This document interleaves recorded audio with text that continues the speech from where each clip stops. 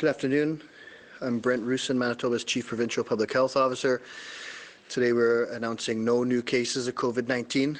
Our case total remains at 272. The total number of COVID-related deaths in Manitoba remain at 6. As of this morning, 7 individuals are hospitalized. Of that, 2 are in intensive care. There are 209 individuals listed as recovered, and there are 57 active cases. Yesterday, an additional 321 lab tests were performed.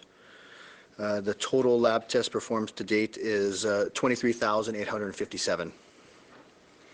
Our testing capacity has increased, and many more people can be tested than are seeking a test at this time.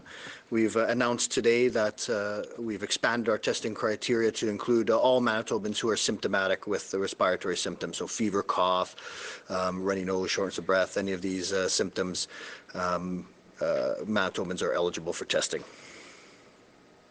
We continue to remind Manitobans that there should be no non-essential personal travel. And Manitobans, regardless of where they live in Manitoba, need to consider the physical distancing strategies at this point. We're still advising people to stay home for the most part, leave for essential reasons when you do practice physical distancing at all times, washing hands quite frequently. During these times, consider connecting with friends and family virtually. To date, we have not seen significant community-based transmission in Manitoba. We've not had any outbreaks in personal care homes. We've addressed much of the issues regarding travel. All returning travelers are required to self-isolate for 14 days upon their return to Manitoba. We've limited travel to the north. We've put procedures in place to protect those most vulnerable in personal care homes. And so we are still practicing physical distancing strategies at this point, but with all the Manitobans' efforts at flattening our curve, we're now looking to be able to loosen some of our restrictions. And so we'll be announcing tomorrow our reopen strategy, which will be a cautious one that will be evidence-based, and our numbers will be our guides to the strategy. So these measures will be introduced slowly, carefully, and monitored very carefully to ensure the limited spread of this virus. I want to continue to ask Manitobans to visit our website for credible information, manitoba.ca/COVID-19, for up-to-date information. And once again, thank you to all Manitobans for your efforts, and thank you to our healthcare workers. That's to Lanette. Thank you. Good afternoon. I'm Lanette Siragusa from Shared Health. So today I wanted just to give you an update on our isolation centers that we have available. So we have one isolation center so far that is set up in a hotel where patients or staff can be referred through public health or through occupational health if they need a safe place to stay. And it is mostly for healthcare workers or anyone who's been tested positive or has been identified as a contact of someone who has been tested positive. To date, we have had 32 people who've been referred to this program.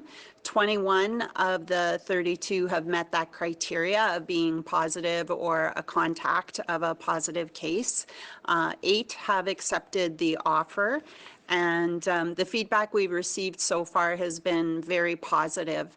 So a lot of work went on to develop the cleaning protocols, working with the hotel staff, making sure that public health was able to connect with those people still on a daily basis, even though the location of their residence has changed for up to 14 days. So that information now has been posted online, and so our goal would be to spread that information and support that process throughout the province if there are people in other areas, rural or northern Manitoba, where we can support people to isolate safely outside their home if they need that help without having to necessarily come to Winnipeg. So more work is being done on that, as well as to coordinate the referrals and make sure there is that safe alternative for people. The other isolation space that we have set up is with regards to shelter space, so people who it's not safe for them to be at home or they are a homeless population. So that space has been a partnership with the WRHA, Main Street Project, the Salvation Army, and Manitoba Housing have all worked together to develop this space and donate furniture for this.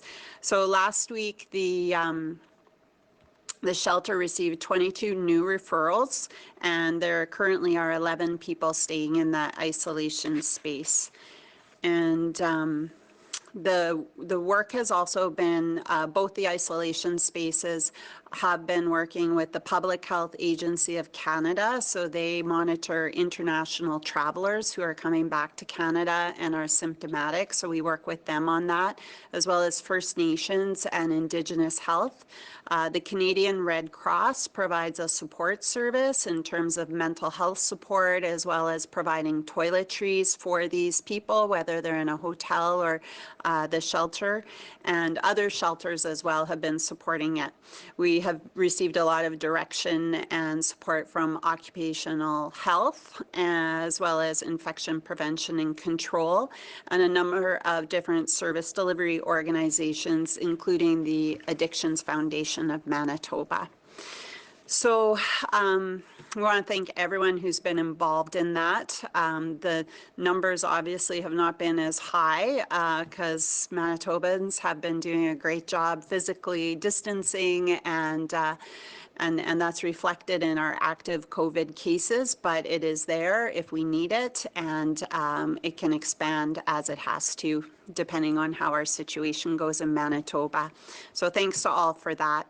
And I also just wanted to say a special thanks. So in the past 7 weeks, we've seen Manitobans express their support for healthcare workers in a variety of different ways.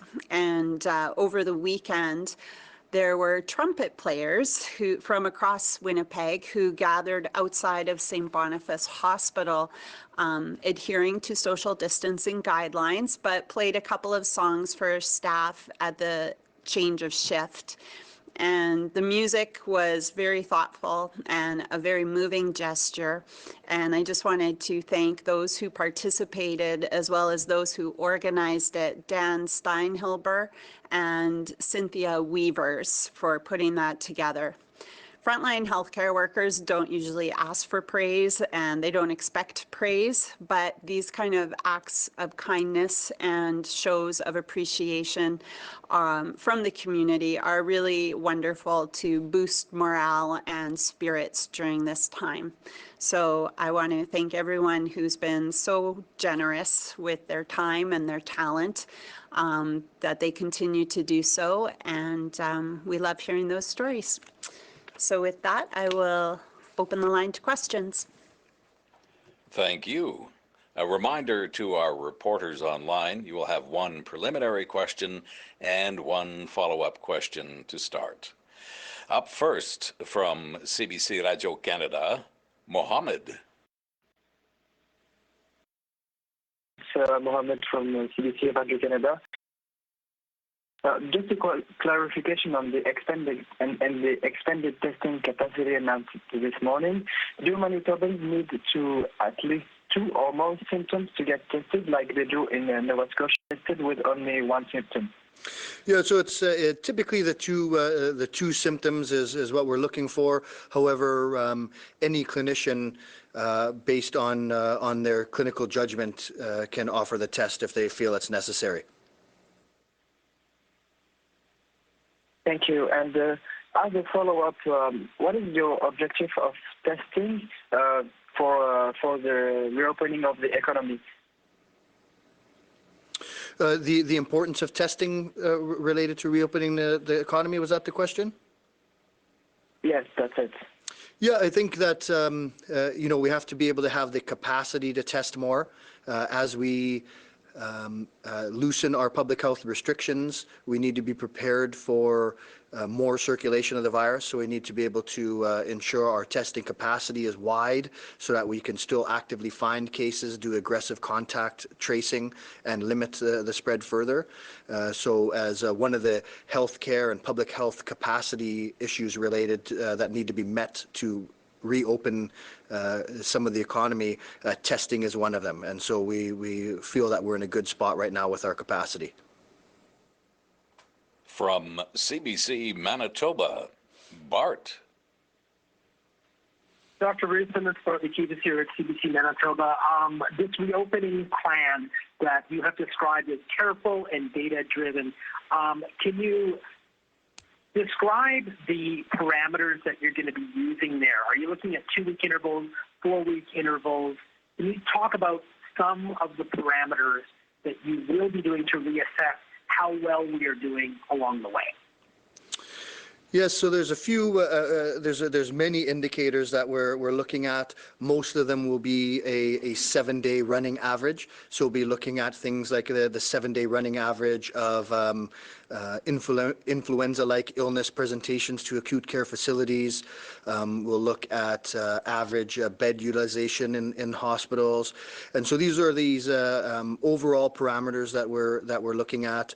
Another one includes the positive test rate of our tests and whether they're under the 1.5% that we're at now, and this will be averaged over 7 days. So certainly every day we're looking closely, but it's going to be more meaningful when you can average that over multiple days.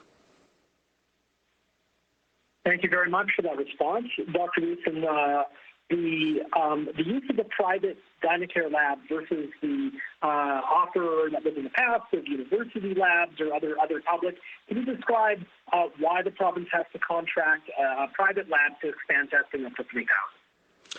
Well, I mean, I think that it was probably the most expeditious way to go. They're already certified. They're already linked into our reporting system. And so I think that was probably the reason why that was,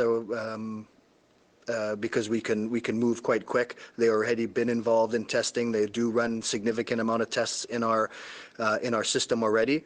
So I imagine that is some of the reasons why that move was made. From the Canadian Press, Steve.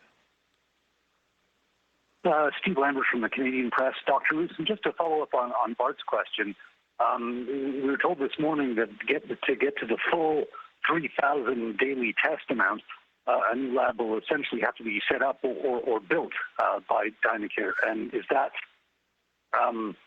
does that add to the time frame? Might there have been a shorter way if an existing public lab had been used? Well, I think the capacity, the overall capacity is reaching the levels that we want, right? So right now we're at a positive test rate of 1%, and so to do much more than 1,000 tests right now is really not necessary. We need to be able to ramp up that testing should our positive test proportion increase over time. So I think the ranges and the dates are good, and remember that this is just in addition to our already great CADM provincial lab that's been able to ramp up its capacity as well. So this is all, I think, in keeping with our plans. Okay, as a follow-up, we've heard anecdotally about people, sometimes individuals, sometimes businesses, not following the public health orders, and I know the province on its website updates, the fines and certain cases. But can you tell us what you're seeing in terms of the number of people that need sort of a stern warning and or fines? I think what we've heard from the public health inspectors is that by far the vast majority of businesses are complying with public health orders. The ones that are not only require a little bit of education and advice on how to comply. And then very few still don't follow that, and that's where the fines come in. And so I think it's important enforcement, but I do note that the vast majority of Manitobans have been excellent in following public health advice, and I expect that going forward as well. From CTV Winnipeg, Michelle. Hi, it's Michelle Gerwing from CTV News. I'm wondering about supplies for these tests. Do we have those, like the swabs and all the reagents we need for the standard testing? Yeah, so it's a good question, and the answer right now is yes. For our capacity needs, that's we are in a good space for those things. It's important to remember going forward that just like PPE, there's a worldwide demand on all of these things. So this is managed over time, but right now we feel we have good capacity in all those realms. Is there any contingency plans if there's a large influx of people who want to get these tests done? Right. Well, we think that our gradual increasing of our testing criteria has led us to plan for this, and so we'll have to follow that, of course. But as we opened up our testing capacity, we still didn't get the demand that we got less demand than we could meet. And so we continue to open it gradually. And so we're now here where all Manitobans can get tested if they're symptomatic. And then we'll, of course, have to follow what ensues with the demand. From City News, Jonas. Good morning, Dr. Roussin and Lanette. Lanette, question for you this morning. As we look at where our health system sits right now as we move towards plans for reopening, capacity, where are we at? We have plenty of available space if we do see an increase in cases or people that have tested positive? Mm-hmm. Yeah, we monitor that closely every day. And so we do have capacity within the acute care center if we need to admit patients to medicine or critical care. There has been work for months now on if we need to expand beyond our baseline. So looking at hundreds of beds within medicine as well as critical care. So those are happening. And then we're also even making contingency plans beyond that in case, like we want to be prepared for anything that comes our way. So a lot of the preliminary planning is done so that if we need to, we can mobilize it quickly as it happens. But right now there's significant capacity, still work going on about staffing models as we build bigger and bigger. But there's space, there's equipment, there's supplies, and there are staff. Thank you. That is my only question. Thank you, guys. From the Winnipeg Free Press, Carol. Hi, it's Carol Sanders at the Free Press. Dr. Roussin, I wanted to ask you about bubbles. Part of New Brunswick's plan for loosening restrictions and managing the transmission of the virus is through so-called bubbles of people who are limited to contact with one household for now and with the potential to expand their personal bubbles in the future. What do you think are the merits of this approach to managing the spread of the virus? Well, there's various approaches that people use. They all revolve around physical distancing. And so this is just one strategy to do that, to gradually loosen some of the physical distancing strategies by allowing a bit larger of a group to then gather. And so that's not likely going to be part of our specifically part of our strategy, but it is. But certainly our strategy revolves around the gradually loosening of physical distancing in some ways or another, and so that physical distancing is going to be a huge component going forward. We're going to need to deal with that in one shape or another for the foreseeable future. So as we reopen, we're looking at some non-essential businesses will likely be able to open, but with restrictions. Those physical distancing strategies are going to still need to be in place. So, but the bubble format is not yet in our strategy. My follow-up question is about this morning the Premier was talking about the need for more testing being crucial to reopening and for people to be confident and feel safe about going into businesses and getting services. How will people know if people have been tested and are negative before they go into a place. Is there any, notion of placarding or any kind of notification for the public if a place has got a clean bill of health? I don't know. Yeah, so that wouldn't be part of our plans. What we're talking about here is that the access to testing is going to be expanded so that people who are symptomatic can be tested. We're not planning on placarding any places or giving green lights based on testing, because a negative test one day and somebody develops symptoms many days later could require further testing. So we're not looking at a strategy like that. What we want to do is to ensure Manitobans that whoever has symptoms, they're eligible to be testing. We can test people, we can identify cases rapidly, and from that then we'll rapidly address their contacts and isolate those at risk. So that's what the testing strategy is based on.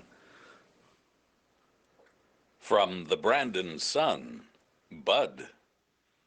Yes, Bud Robertson, the Brandon Sun. Dr. Roussin, I just wanted to ask regarding the testing up to 2,000 a day by the end of December.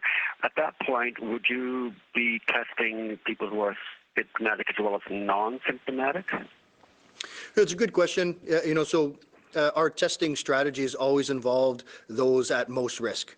So we began testing those who are at most risk, those returning international travelers, those with severe symptoms, and as our testing capacity increased, we winded it. So we increased our testing capacity and sort of decreased the risk level of those we were testing. And so now we're still testing all symptomatic people. There may be times where testing of asymptomatic people may come into our strategy. We have to be really careful with testing of asymptomatic people because the value of a negative test in a person without symptoms is very low. So in those circumstances, you cannot rely on a negative test. So we have to be very careful on interpreting them. So it sure might become part of a small part of our testing strategy, but right now we're focused on testing those with symptoms. Okay. To Lanette, as a follow-up, are you still looking at requests for proposals for, I think it was up to 2 COVID facilities in Brandon and Dauphin, or with the numbers, do you feel there's any need to pursue that any further? Yeah, we still want to look at where there is available space, because we've been given a gift of time in terms of being able to plan capacity. And we still have a ways to go. So in the event that there would be an outbreak of any kind, we want to make sure we are prepared. So we are going through the process of that RFP. We're looking at alternative spaces if we require them, and hopefully we won't, but if we do, they'll be available for us to utilize. From CJOB, Diana. Good afternoon, Diana from 680 CJOB. Dr. Roussin, as we expand testing, do you expect we will see a rise in the number of positive cases? Obviously, as we reopen, you mentioned the focus is on preventing the spread of the virus while reducing restrictions, but keeping a close eye on numbers. How does expanded testing impact this if we do start to see higher numbers of positive cases, as the Premier mentioned this morning that he kind of expects, because we have opened up that testing? What's the balance there? Is there a certain benchmark of positive tests we're looking to stay under while increasing the number of tests being done? Right, yeah, so this is where our positive test rate is where it's important. And so that's one of the indicators that we're going to monitor very closely. So if we're, testing, really a great number of people, but our positive test rate stays at about 1%, then that's, keeping us within a good range. If we see that positive test proportion start climbing up, then that gives us the indication that we're seeing more transmission of the virus, and then we'll need to really reassess our measures. Okay, and then as a follow-up, I know obviously you're very much about the science, about the numbers that we have, but on the expansion of testing, do you believe the COVID numbers are a whole lot higher than what we've seen so far? Will expanded testing maybe reveal a fair bit more cases than we're expecting? With what we have right now, I would expect our positive test proportion to go down when we expand testing, because we're expanding testing to lower risk individuals now. And so what we mentioned is that we expect, roughly 15% of people that develop COVID to be hospitalized, and we're testing everyone who's hospitalized, and so our hospitalization rate is right around that range. So it's very unlikely we've missed a huge number of cases out there, or would have seen a increase in the bed utilization in our hospitals, which we don't. From the Winnipeg Sun, Scott. Hi, Scott Bill, Winnipeg Sun. I guess my question kind of follows that, or it's probably similar, but I guess I assume there's not a huge worry then that there's going to be an increase in hospitalizations, given that, you know, most of those in that lower risk population would have already been seen at this point then? Well, I mean, I think that the increase in testing certainly isn't going to lead to increase in hospitalizations. Where, you know, we've been testing all symptomatic individuals who have been hospitalized for quite some time now, and we see that that rate hasn't increased. That rate is right in keeping with what denominator we have of cases, our current case load. So that tells us that there aren't large pockets of this virus circulating, or we would expect to have a much higher hospitalization rate than what we're seeing now. And so that's telling us why we don't think we're missing huge pockets of virus at this point. Thanks. And my follow-up for Lanette, is HealthLink's capacity right now to handle which could be a large influx of calls? I mean, obviously there's been a huge expansion in HealthLink's. Is the capacity there right now to handle a large influx of people looking to get tested? Yeah, there is. So when COVID first came to Manitoba, there was a lot of things we had to do to improve the system. So getting the online screening tool, upgrading the telephone lines, increasing the staffing.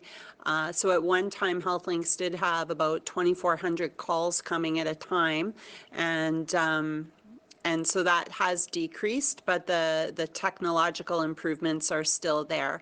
And so we have a lot of team members who work there permanently. We also have some casual staff that we can bring in, and if the increased surge comes in phone calls, then we can adapt quite quickly.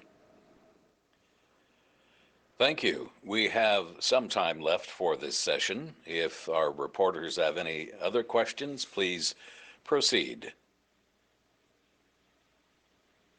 Dr. Roussin, it's Carol at the Free Press.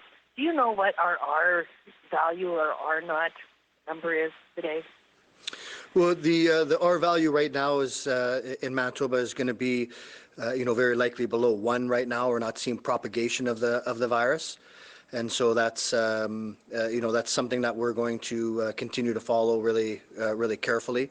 The R naught of this virus is thought to be somewhere around that 2.5 to 3, but certainly our R value is close to 1 at this point, and probably less than 1. Dr. Roussin, Diane from 680 CJOB. When it comes to using kind of top-notch technology to gather and track potential spread, what do you make of Blue Dot Technologies, which is the Toronto firm used by California, and sort of other companies in the same vein used to predict and track COVID-19 cases? What are your thoughts on kind of using an app or something like this as we go forward? Yeah, it's something that we're addressing here. It's we've looked nationally as well at the various apps, and I think that as we look to want to loosen our public health restrictions, then we have to adapt to that. And I think certainly certain technologies might help us with our goals on loosening these restrictions further. So we're looking at various different apps like this, and if we can find one that fits well the Manitoba picture, then we would certainly consider that. Michelle Gerwin from CTV. I'm wondering about antibody testing. I don't know if any has been approved by Health Canada, but is Manitoba looking at utilizing that at some point? Certainly when it's available, we will. It's very early right now with these antibody tests. We don't know right now whether these antibodies are neutralizing. So we don't know for sure whether the antibodies provide protection, and if they do provide protection, then for how long and how well they protect. So it's really early. We need to still learn a lot about that. But in most epidemics, serologic testing is a vital part of it. So we do hope to be able to be involved with that. There's work at the national level on that, so we'll be certainly involved in that.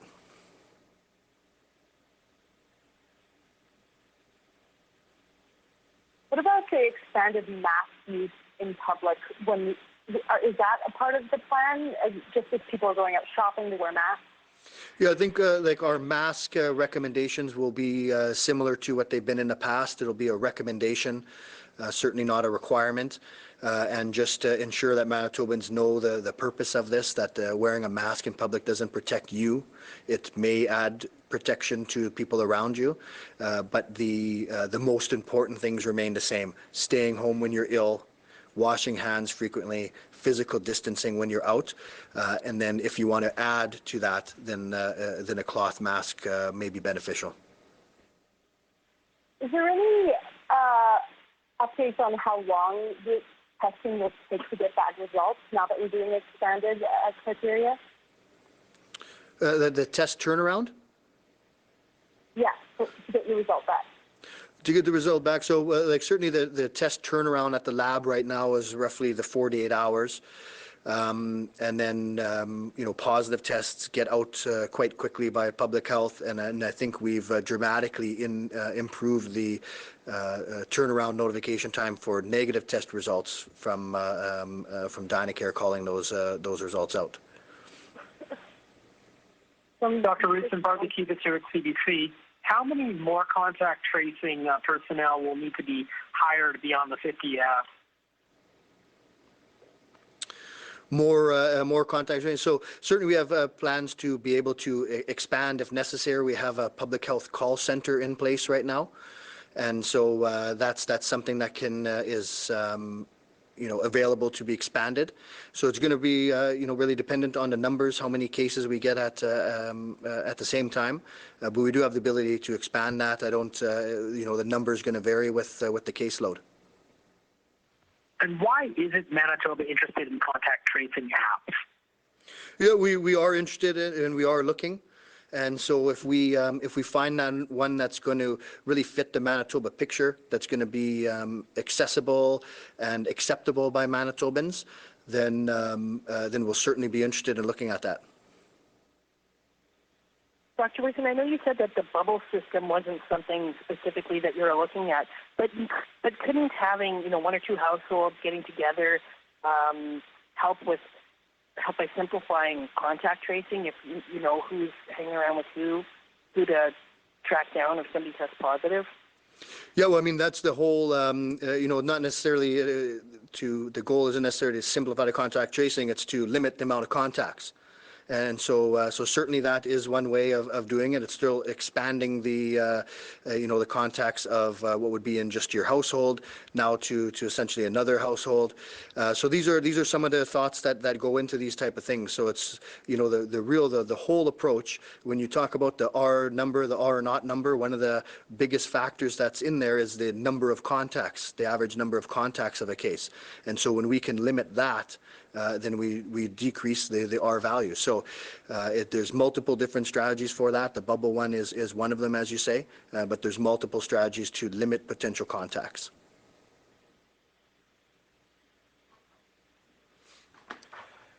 Thank you. That concludes today's media briefing. Thanks. Thank you.